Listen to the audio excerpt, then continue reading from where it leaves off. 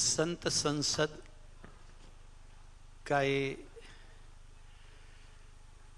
मैं कहूँगा बहुउद्देशीय बहुगामी ये सम्मेलन जो नेटवर्क 10 चैनल के माध्यम से हमारे आदरणीय संजय गिरी जी सुबह से हम इसे सुन रहे हैं इस सम्मेलन को। अब यहाँ दो तीन बातें हो गई, आपने स्पष्टता की कि संत संसद है, धर्म संसद नहीं। तो वैसे मैं कहूँगा कि मैं 3 संसदों का साक्षी बना हूँ। सबसे पहली धर्म संसद 1984 में हुई थी विज्ञान भवन में, तो ये फिर बाद में सारे देश में धर्म संसद हुई। लेकिन एक संसद और काशी में भी पिछले 3 साल से हो रही है, संस्कृति संसद, उसमें भी साक्षी में बना हूँ 2-3 दफे। और आज आपके कार्यक्रम आने का सौभाग्य मुझे मिला, इसके लिए मैं चेतन जी के हमारे पूज्य महाराज जी का, ऋषि शरणानंद जी का आभार करूँगा, क्योंकि मेरा कार्यक्रम राजस्थान का था ही। त्रिकमगढ़ एक कार्यक्रम चल रहा है, तो मैंने कहा वहाँ मैं नहीं जाऊँगा, यहाँ आऊँगा। तो मुझे यहाँ आके बहुत ही अद्भुत आनंद हुआ। और यहाँ जो मुख्य विषय कि जातिवाद नहीं, राष्ट्रवाद, और ये विषय आज की दृष्टि से देखें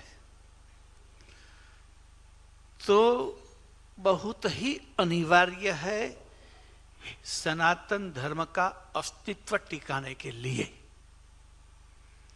अगर इसके प्रति हमने दुर्लक्ष्य रखा तो यहाँ कई महापुरुषों ने, कई विद्वान जनों ने कहा कि भाई ये हिंदू समाज का भविष्य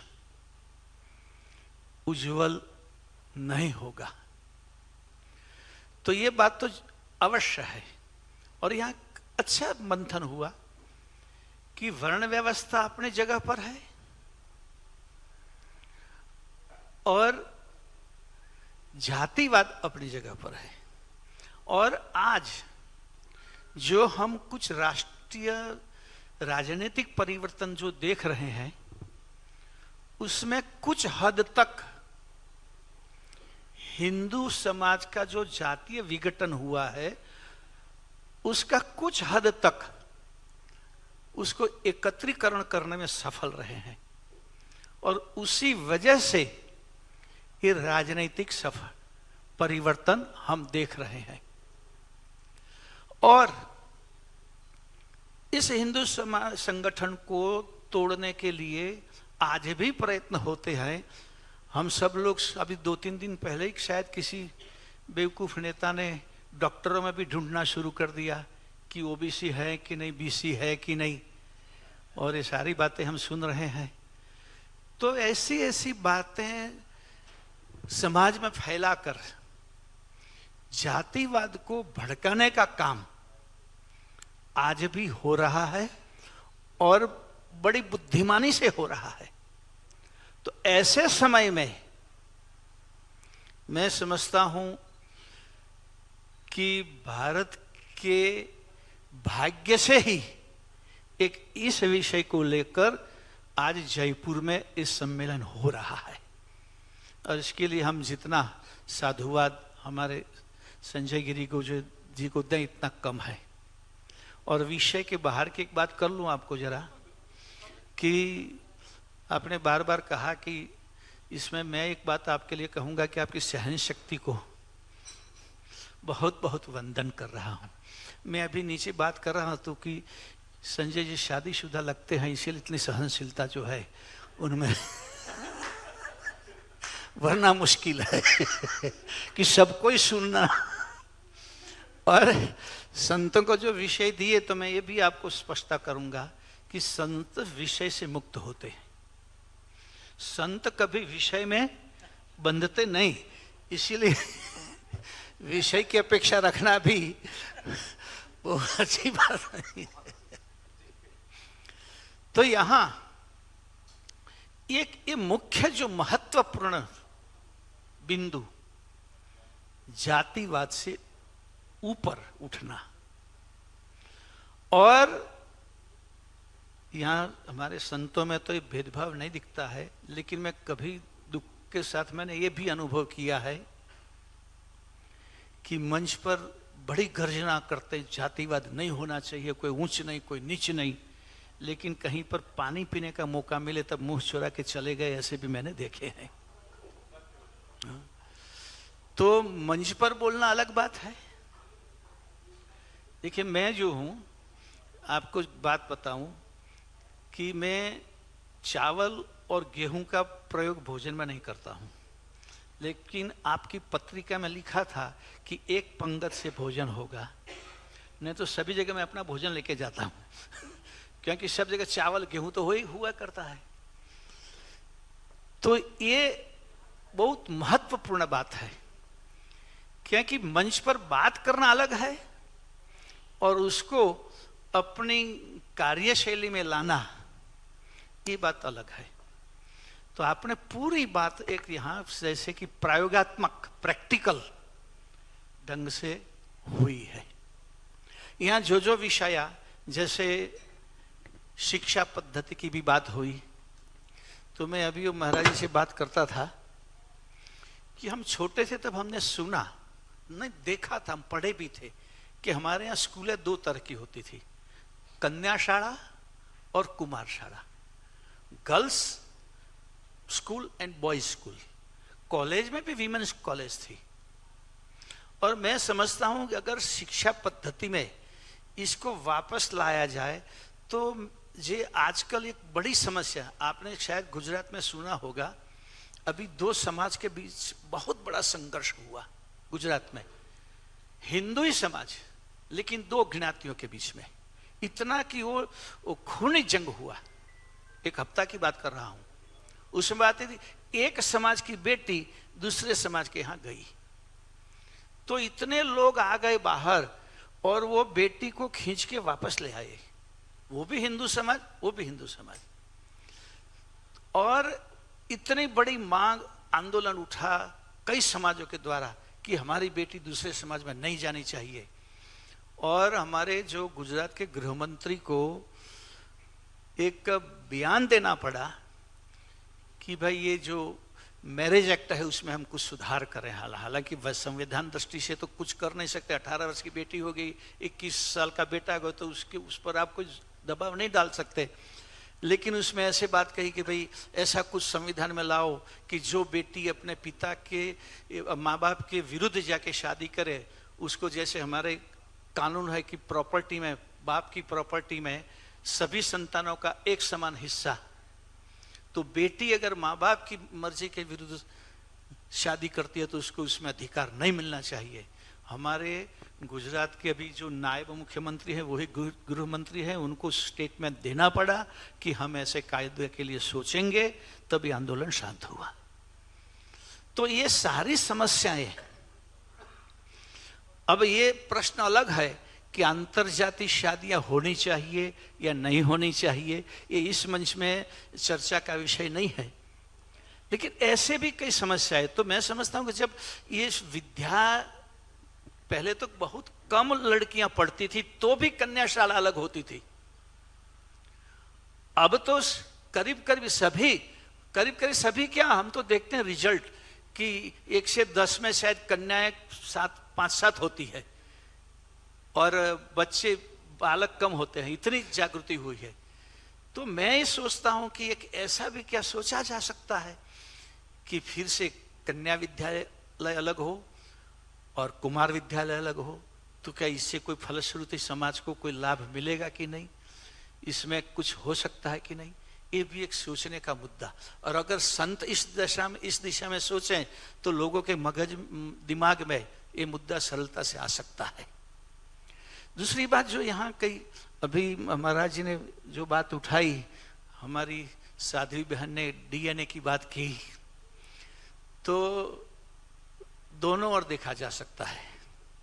इसके बारे में बता, शायद वाल्मीकि रामायण में कोई ऐसा प्रसंग है, यहाँ से रामायण के सारे विद्वान बैठे हैं, मैं अगर मे आई रॉन्ग में भी, कि कुछ ऐसी बात है कि जब विभीषण का गाद्याभिषेक करने के बाद राम जब वापस अयोध्या आने के लिए निकले तो शायद विभीषण को ऐसी कोई सीख दी थी कि ध्यान रखना, तुम्हें हम गद्दी दे के सौंप के जाते हैं, लेकिन कुछ शब्द ऐसे मैंने किसी वक्ता के मुंह से सुना है कि तेरी जाति तो राक्षस है, इसलिए तुम ध्यान रखना। तो इसमें फिर डीएनए का बात आई ना, अगर ये बात सच हो तो ये जो है तो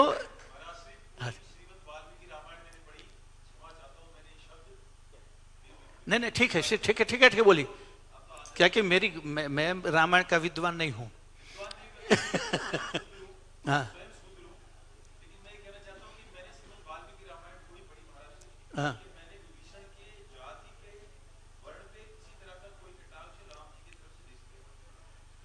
नहीं, राम जी ने अयोध्या जाते समय ऐसा कुछ कहा, ऐसे मैंने किसी कथाकार से सुना है, मैंने पढ़ा नहीं है। हाँ, तो आजकल कथाकार तो पता नहीं कहां से कहां, क्षेप हो सकता है, क्षेपक तो बहुत से आ रहे हैं। हाँ, क्षेपक बहुत से आए हैं, आ रहे। लेकिन एक बात मैं जरूर इस बात से,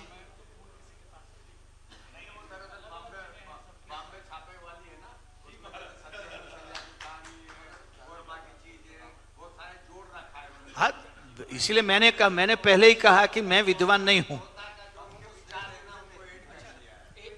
एक विषय, क्योंकि अभी जब बात हो रही है, इस बात की अरुण जी गारंटी दे सकते हैं कि रामायण के साथ छेड़छाड़ नहीं हुई है? बस मैं इतनी सुननी चाह रहा था। छेड़छाड़ नहीं हुई सर? मैंने कहा कि जब इतिहास के पन्नों में हर चीज में छेड़छाड़ हुई है, हाँ,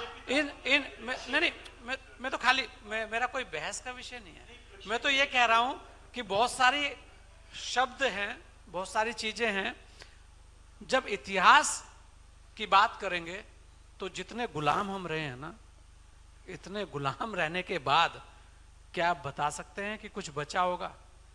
ये तो जो कुछ बचा है ये सब संतों की देन है। आपसे आप छीन के भागे तो कुछ पन्ने आपने छीन लिए होंगे, क्या किसी तरह कुछ तो बचे? तो ये इसी बात को तो संत संसद कहता है कि भाई जो ये इतिहास छेड़ा गया है ना, इसमें बहुत सारी चीजें छेड़ी गई हैं। तो हमारे ग्रंथों में कहीं कुछ नहीं लिखा था, वहां तो यही है कि हम सब एक हैं और हमारा एक ही कार्य है कि हर कोई हर किसी के सुख दुख में खड़ा रहे। लेकिन कहां है? किस वसुधैव कुटुंब की बात करते हैं? अपना कुटुंब तो आपका एक साथ है नहीं। कहां है? अगर बात करी जाए तो ऐसे फिर बहुत सारे विषय हैं, लेकिन इन पर बात इसलिए होनी चाहिए कि बहुत सारी जगह हमारे इतिहास में छेड़खानी हुई है, शास्त्रों में छेड़खानी हुई है, चुरा के ले गए। आप कह रहे सोना चांदी ले गए, वो भी ले गए, बहुत सारी चीजें ले गए, कुछ नहीं छोड़ा गया। जो बचा लिया आपके मठ मंदिरों ने, वो बचा लिया, उसी को लेकर जितना संशोधन कर कर शुद्ध कर कर आ रहा है, उसी पर सब चर्चाएं चलती हैं। धीरे धीरे कर कर धीरे धीरे करके आज स्थिति है कि बहुत सारी चीजें साफ होती जा रही है, क्योंकि आप जैसे विद्वान जब आते हैं तो शोध करते हैं, तो तब कुछ चीजें आती हैं सामने। जी महाराज, जैसे रामायण में कोई छेड़छाड़ नहीं हुई है, ऐसी इस बात से मैं सहमत नहीं होऊंगा। जब रामायण सीरियल चलती थी रामानंद सागर की, तब जो लक्ष्मण और राम को शेष पाता ले गए थे, उसमें कई लोगों ने आपत्ति जताई थी कि ये विषय रामायण में नहीं है, तुलसीकृत रामायण में। तो उन्होंने फिर स्पष्टता की थी किसी दक्षिण भारत की रामायण का नाम देके कि इसमें ये प्रसंग है। बस तो इसीलिए छेड़छाड़ हो सकती है, नहीं है ऐसा हम नहीं कह सकते। जैसे मानो कि हम ऐसा मानते हैं कि राम ने लंका पर चढ़ाई करने से पहले रामेश्वर की स्थापना की थी कि लंका जीतने के बाद की थी, उसमें कितना विवाद चल रहा है। तो ये इसमें हमें पढ़ने की जरूरत नहीं, इसीलिए क्योंकि सब लोग कहते हैं कि हमारे शास्त्र में काफी छेड़छाड़ हुई है, इसमें कोई संदेह नहीं है, और वो छेड़छाड़ इरादा पूर्वक की गई है हिंदू समाज को तोड़ने के लिए, तो हाँ, भारत को तोड़ने के लिए। तो ये भी विद्वानों का विषय बैठ के कि भाई ऐसी ऐसी जो भी बातें। अभी मैं आपके सामने एक बात रखता हूं कि एक समिति बनी थी, काशी विद्वत परिषद, संघ और अखिल भारतीय संत समिति, कि हम हिंदू समाज को नई आचार संहिता के साथ नई स्मृति दें, आचार हिंदू स्मृति। और इसके पर हमने करीब 15-16 बैठकें की। तो आज सुबह में जो एक प्रश्न आया गोत्र का, उसमें गोत्र के बारे में काफी इसका कि उसी समिति में भी मैं सदस्य हूं कि गोत्र की बात जब भी आप कोई भी संकल्प लेते हो तब हमारा जो कर्मकांड में गोत्र का नाम बोलना पड़ता। तब आपके यहाँ पुष्कर में कई जो राजपूत अर्ध मुस्लिम गरासिया मुस्लिम जिनको कहते हैं बन गए थे, उनको वापस हिंदू बनाए। कई वर्षों पहले की बात है। फिर जब उसकी बात कि उनको कौन सा गोत्र कहा जाए, तब काफी लोग कहें कि कोई गोत्र में नहीं आ सकते। अगर हमारे कोई गोत्र में नहीं आ सकते फिर वो हिंदू नहीं बन सकते। वही बनी हुई समस्या है, उसकी हमारी बैठक में चर्चा हुई थी। तो गोत्र माना कि चलो ऋषि मुनिया का गोत्र है, तो विश्वामित्र के सिवा बाकी ऋषि मुनि तो ब्राह्मण ही थे, तो फिर ब्राह्मण गोत्र ही हुआ अगर गोत्र की बात देखी जाए तो ऐसी कई विसंगतियां हैं। इन सबको दूर करना आवश्यक है, क्योंकि हम जो परावर्तन करते हैं तो फिर वो परावर्तन किया हुआ हिंदू इसको किस गोत्र में हमें ले जाएंगे, ये प्रश्न भी एक है। तो उसका हमारे काशी विद्वत परिषद के साथ ही इसकी चर्चा हुई थी कि भी आप सब विद्वान है, कि हमारे यहाँ विद्वानों की जब बात होती है तो काशी के विद्वानों को माना जाता है। और वो वाराणसी में ही वो बैठक हुई थी, उसमें संघ के भी कुछ लोग थे, संत समिति की ओर से मैं भी था और काशी विद्वत परिषद भी थी। तो ये जितना, लेकिन हम इतना समझते हैं कि ये सारी समस्याओं का भी समाधान करके कैसे भी हमें जातिवाद मिटाना अनिवार्य है। इस मुद्दे पर हमें आना चाहिए और उसको किस तरह से हम अपने समाज के दिमाग से निकाल सके। अभी 2 साल, 1 ही साल हुई, शायद आपने अखबार में सुना होगा कि एक केंद्रीय मंत्री, कृषि मंत्री थे पुरुषोत्तम रूपाला करके, तो उन्होंने चुनाव के समय एक ऐसी बात कह दी क्षत्रियों के विरुद्ध में, सारा देश में, कि भाई क्षत्रियों ने जो है मुसलमानों से अपनी बेटियां दी, ऐसा तैसा, वो तो इतिहास में है ही। तो गुजरात का क्षत्रिय समाज इतना आगे आ गया कि किसी भी तरह से रूपाला को हराना चाहिए, भारतीय जनता पार्टी का। और यहां से राजस्थान से भी गए थे आप, ठीक है लेकिन वो जीत गए, लेकिन मोदी ने उनको मिनिस्टर नहीं बनाया।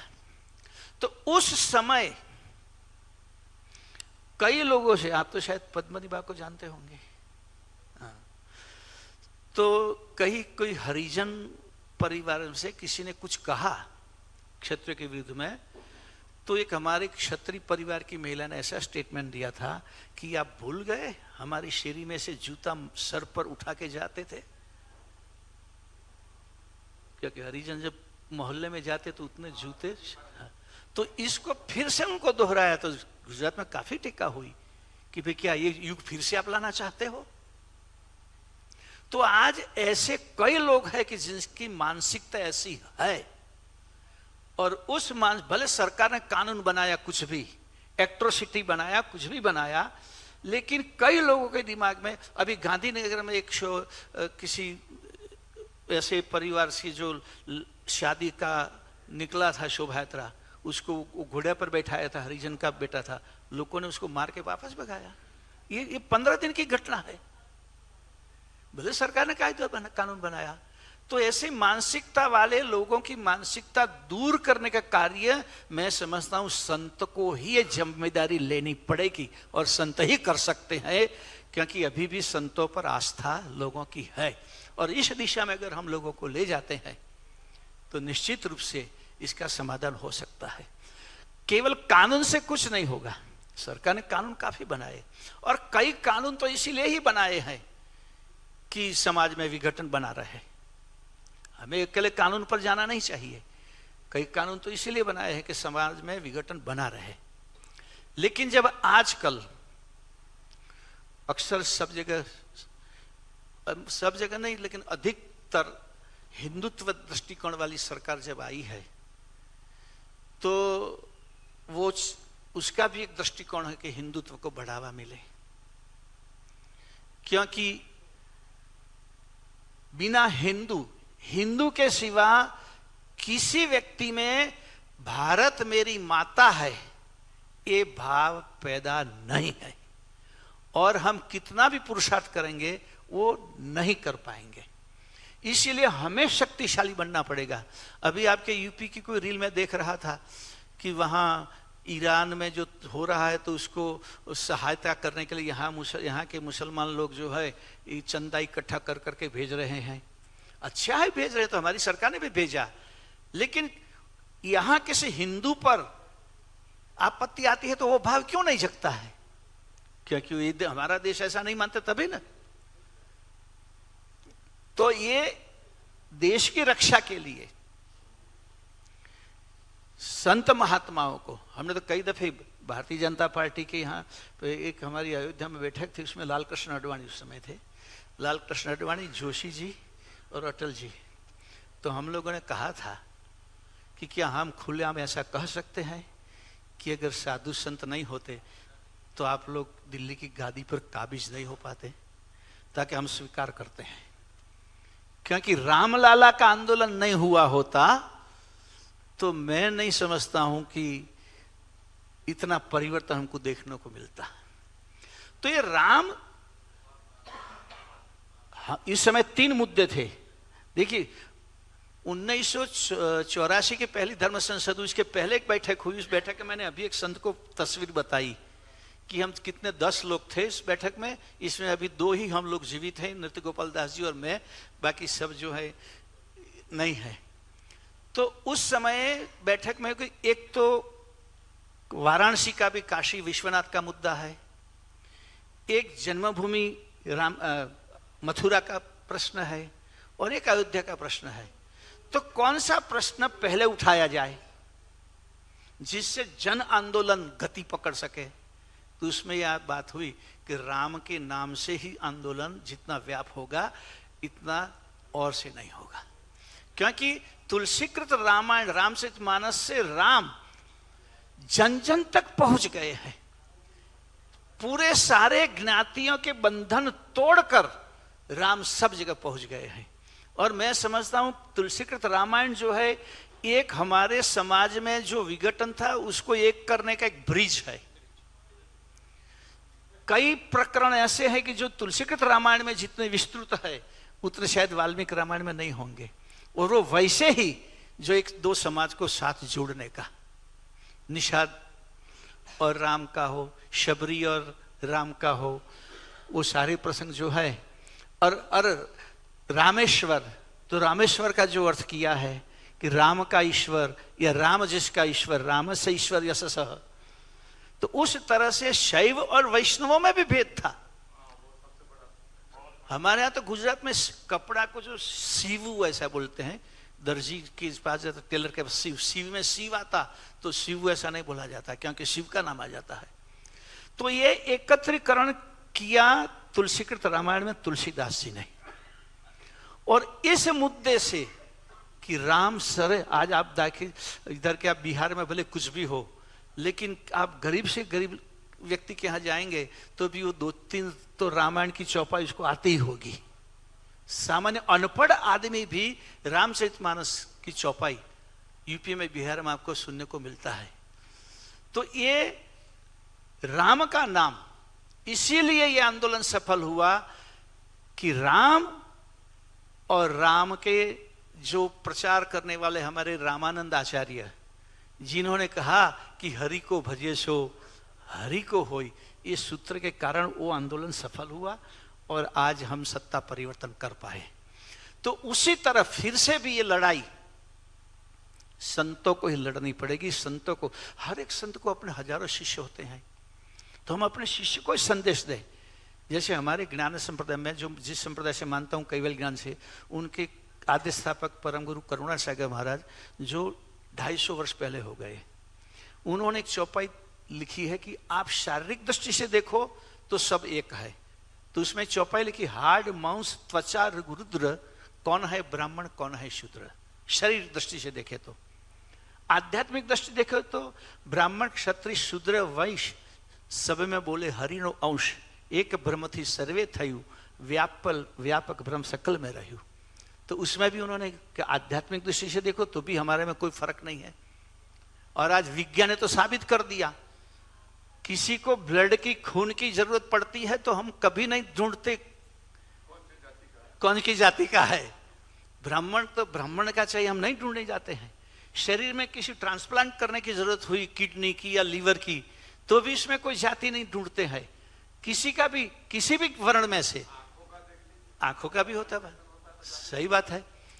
तो इसका मतलब कुदरत ने तो, जैसे यहां बात हुई कि 2 ही जाति बनाई है, नर और मादा, बाकी जाति बना के हमने ही इस सृष्टि को मानो या दुनिया को मानो या हमारे समाज को हमने ही बिगाड़ा है। और अभी एक अच्छी हुई बात, सुप्रीम कोर्ट में कोई जजमेंट आया ना, STS का जो है धर्म परिवर्तन करने पर उनको उसका रिजर्वेशन नहीं मिलेगा, 2-3 दिन पहले आया है के बाद। तो एक क्या कहता है, एक और देखा जाए तो हमारे मुंह पर एक चपाट है, वो लाभ जरूर है, लेकिन कहते हैं कि भाई शूद्र है, अगर क्रिश्चियन बन जाता तो शूद्र नहीं रहता, मुसलमान बन जाता नहीं रहता, तो शूद्र तक कब तक रहता, जब तक हिंदू बना रहता तब तक। एक और अगर देखा जाए तो हमारा अपमान भी है। तो ये हमारे किसी तरह से निकालना पड़ेगा कि हिंदू में हिंदू न पतितो भवेत, इस बात को हमें सब जन जन तक ले जाना पड़ेगा। तो आज का विषय जो महत्वपूर्ण, मैं इसी विषय पर ही बात मैंने की और ज़्यादा मैं बात नहीं करूंगा क्योंकि समय की तो मर्यादा है ही, और इस मर्यादा का पालन करते हुए मैं अपनी वाणी को विराम देता हूं। जय जय श्री राम। देखिए